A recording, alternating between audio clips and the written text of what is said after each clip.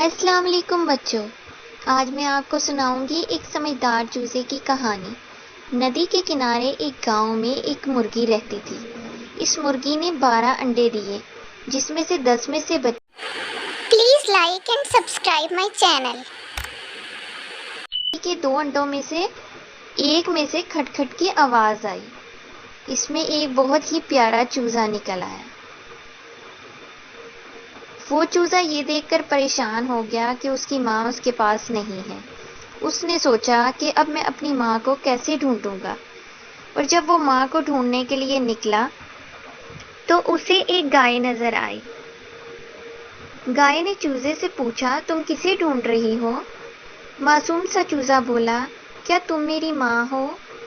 گائے نے کہا، میں تمہاری ماں سے بہت بڑی ہوں، وہ مجھ سے بہت چھوٹی ہے۔ چوزے نے کہا، تو میری ماں آپ سے چھوٹی ہے؟ اور وہ اپنی ماں کو ڈھونڈنے کے لیے نکل پڑا۔ کچھ دیر بعد چوزے کو ایک گھاس کھاتی ہوئی بکری دکھائی دی۔ اس کے پاس جا کر کہتا ہے، تم گائے سے چھوٹی ہو، کیا تم میری ماں ہو؟ بکری بولی، میں گائے سے تو چھوٹی ہوں، مگر تمہاری ماں کے تمہاری طرح 2 پاؤں ہوں گے، میرے تو 4 پاؤں ہیں، اور تمہاری ماں کے 2 پنکھ بھی ہوں گے، بالکل تمہاری طرح۔ چوزا بہت پریشان ہوا اور ماں کو ڈھونڈنے آگے چل پڑا۔ کچھ دیر چلنے پر اسے ایک کوا نظر آیا۔ اس نے کوے سے پوچھا، تمہارے 2 پاؤں ہیں اور تمہارے پنکھ بھی ہیں، کیا تم میری ماں ہو؟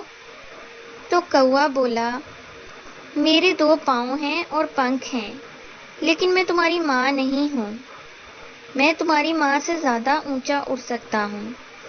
تمہاری ماں کے پاؤں مجھ سے بڑے ہیں اور وہ کائیں کائیں نہیں کرتی۔ چوزا بہت ناراض ہوا۔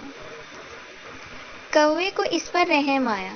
اس نے کہا، ناراض مت ہو دوست، آگے جاؤ تھوڑا سا، تمہیں تمہاری ماں مل جائے گی۔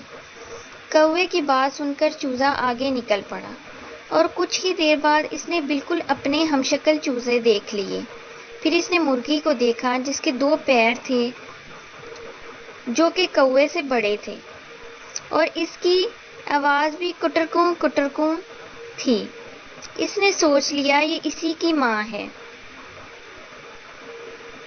مرغی نے چوزے کی کہانی سنی اور اپنے چوزے کو پہچان لیا۔ اس طرح اس نے مرغی کے ساتھ بہت پیار کیا اور مرغی نے اسے گلے سے لگا لیا۔ اس طرح وہ باقی چوزوں کے ساتھ خوشی خوشی کھیلنا شروع ہو گیا۔ بچوں، اگر آپ کو میری کہانی اچھی لگی تو آپ میری کہانی کو لائک اور سبسکرائب کیجیے گا۔